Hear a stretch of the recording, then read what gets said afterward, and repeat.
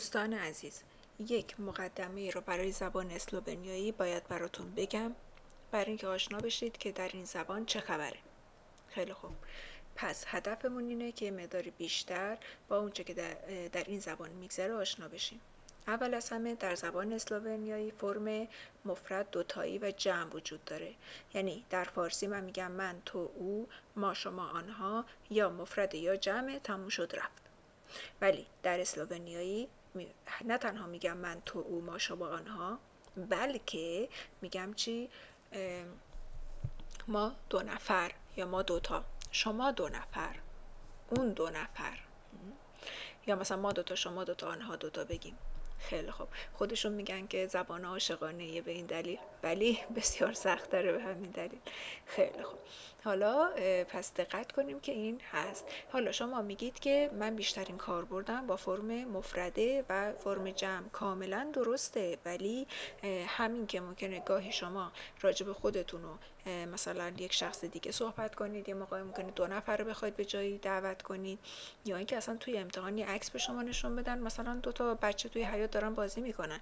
پس ناچارید این فرم رو هم یاد بگیرید، گرچه توی سطح مبتدی من خیلی روش تاکید نخواهم کرد. نکته دوم که بهش دقت میکنید، تغییر پایانه اسامی و صفات در فرم ها یا سکلون هاست. ببینید اسامی در زبان اسلوونیایی یا مؤنثن یا مذکرن یا خنثان. اگه شما زبان دیگه ای رو هم مثلا زبان آلمانی اینها خونده باشید یا فرانسه، به شکل میدونید که این شکل مؤنث و مذکر وجود داره. پس توی این زبان هم ما مذکر، مؤنث و خنثی داریم. آیا مؤنث یا مذکر فقط معنی اسامی مثلا خانم ها یا آقایونه؟ آیا فقط معنی زن و مرده؟ نه خیر، حتی اشیا هم میتونن مذکر و مؤنث بگیرن. مثلا به همین میزی که در واقع شاید جلوی شما هست نگاه بکنید، این میز جنسیتش مؤنثه چون میگه میزا. یا مثلا ممکنه که چراغی که روی میزتونه لوچ، این هم باز مؤنث هستش. یه صندلی رو نگاه کنید، استو، این مذکره. به پنجره نگاه کنید، اوکنو، این خنثاست. پس همین. دومین نکته، ببینید یه اسمی داریم مثلا سارا. من توی فارسی میگم این ساراه، من سارا رو دیدم، من با سارا رفتم خرید، من به سارا کتاب دادم، من با سارا دوستم. سارا اینجا نیست. در همه حالتی گفتم سارا. در زبان اسلوونیایی تغییر میکنه. یه بار هست سارا، یه بار هست سارو، یه بار هست ساری، یه بار هست ساره. دقیقا همینجوریه.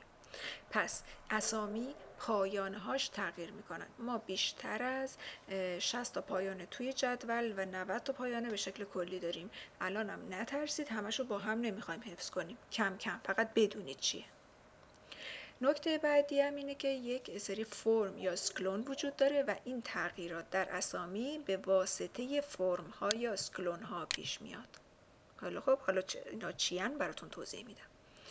نکته بعدی که در نظر میگیریم تغییر پایانه افعاله. یعنی همونطور که تو فارسی شما میگی میروم، میروی، میرود، میروی، میروید، میروند، اینجا هم فعل که صرف میشه پایانش تغییر میکنه. در همه زبان ها همینطوره. خب نکته بعدی که دقت میکنه بهش اینه که ضمایر توی هر کدوم از این فرم ها تغییر میکنن. ببینید تو فارسی من میگم من هستم، کتاب من، به من یک کتاب داد، این کتاب مال منه، با من بیا، برای من بخر، از من بپرس، با من نیا، من نیستم. خیلی خوب. پس تمام اینها من توش منو تکرار میکنم، تغییر نمیکنه. ولی تو اسلوونیایی تغییر میکنه. یعنی تمام اینها به اشکال مختلفش برای مؤنث، مذکر و خنثی در فرم مفرد و جمع و دوتایی تغییر خواهد کرد. خیلی خوب. این یه خلاصه‌ای بود از اون چیزی که شما توی گرامر زبان اسلوونیایی باش روبرو میشید. میدونم هم که برای فارسی زبان ها ناآشناست، ولی تلاش کنید یاد میگیرید. مرسی بچه ها و به زودی میبینمتون. خداحافظ.